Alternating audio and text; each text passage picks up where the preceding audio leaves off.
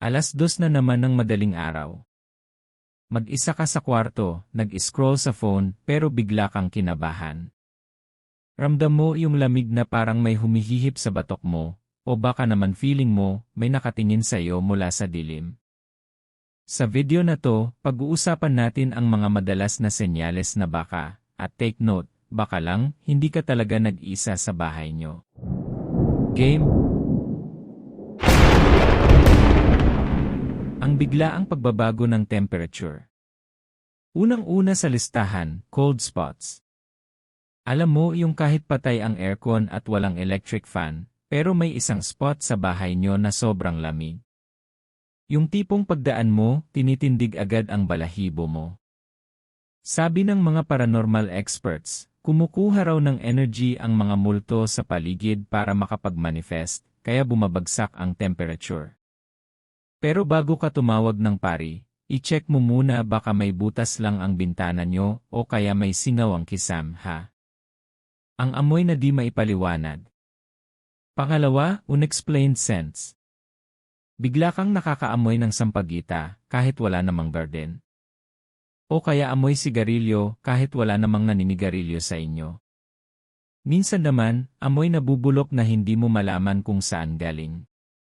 Sabi nila, ito raw ang paraan ng mga ligaw na kaluluwa para magparamdam ng identity nila. Kung amoy lola, baka si lola bumibisita. Kung amoy asuprenako, ibang usapan na yan. Alagang hayop na praninggi. Third sign, ang behavior ng pets nyo. Sino dito ang may aso na bigla na lang tatahol sa kawalan?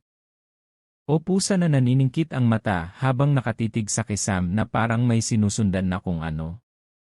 Naniniwala tayo na mas sensitive ang senses ng mga hayop kesa sa tao.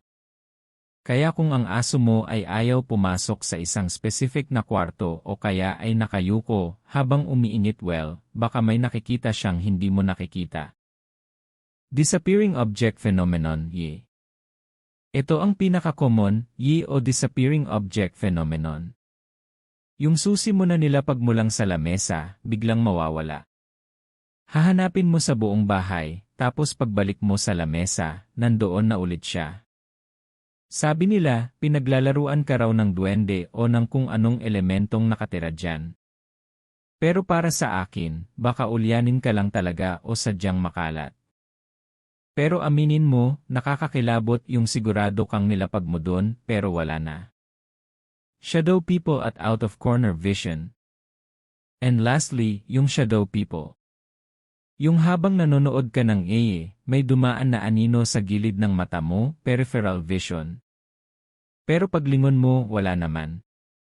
Dito na papasok yung tanong, guni-guni lang ba dahil sa puyat, o may entity talagang nagmamanifest? Sabi nila, ang mga aninong ito ang pinaka-active kapag wake ang energy mo o pagod ka. Kayo ba? Na-experience nyo na ba ang isa sa mga to? Comment nyo naman sa baba ang pinaka-creepy na experience nyo sa bahay nyo. Gusto ko yang basahin mamaya habang mag-isa lang din ako.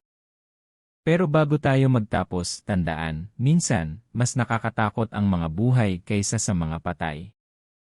At higit sa lahat, baka kailangan mo lang uminom ng tubig at matulog ng maaga. Stay safe, at huwag masyadong lilingon sa likod. And this is your daily dose of creepy facts. Don't forget to like and subscribe. Bye!